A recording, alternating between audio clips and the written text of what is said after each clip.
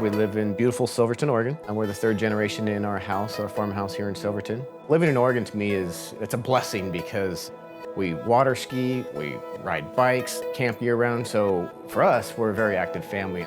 So all of those starting in that corner, that was my first year of Portland to Coast, and then it goes in order.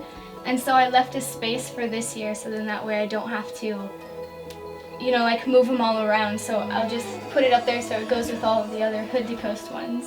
My mom has actually ran ever since she was in high school. She did it because she liked it, and it was fun with all of her friends. And then I was like, I want to run. I ran Portland to Coast the past 4 years, and this is my first year in Hood to Coast. It's the biggest race to my knowledge in the world, at least it's touted as the biggest relay race in the world, starting on Mount Hood at 5,000 feet and going down to sea level, running 200 miles in anywhere from 24 to 28 hours.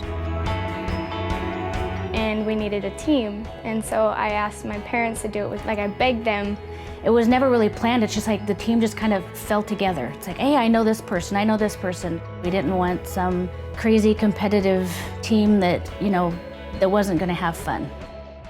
So we entered over a year ago, and then as things progressed, I found out my one sister came down with stage 4 lung cancer, and my other sister with colon cancer, and now being the key sponsor is Providence, and the key phrase is finish cancer. So that's kind of given me a lot more motivation to go out there and push myself and do this for them. So when I get tired and feel like I can't do it anymore, I think of them and say, you know what, they can't quit, neither am I.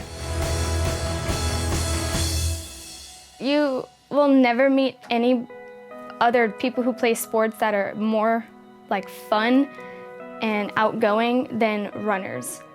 People you don't even know, you've never seen them before, and you're running by and they stop and they just cheer you on, they know you. The events that we go to, everyone's friendly. You have your elite runners who are there to win, to get their prize, but for the most part, it's just everyday, regular people.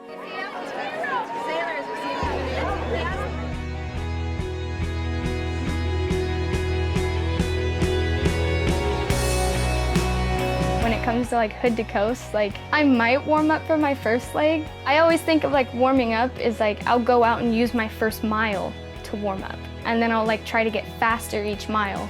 A lot of the times you don't have time to warm up for Hood to Coast because you think you have 5 more minutes, and then here comes your runner.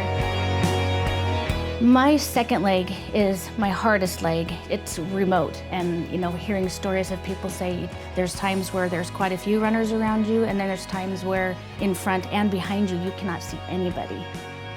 You've got to prepare your van for food, for water, for making sure you're getting the driver you want and the co-pilot you want. We can know, okay, hey, the next runner is running this leg. We anticipate it's going to take 42 minutes to get there, and that way we can judge, we're going from the last leg to the next leg of Hood to Coast.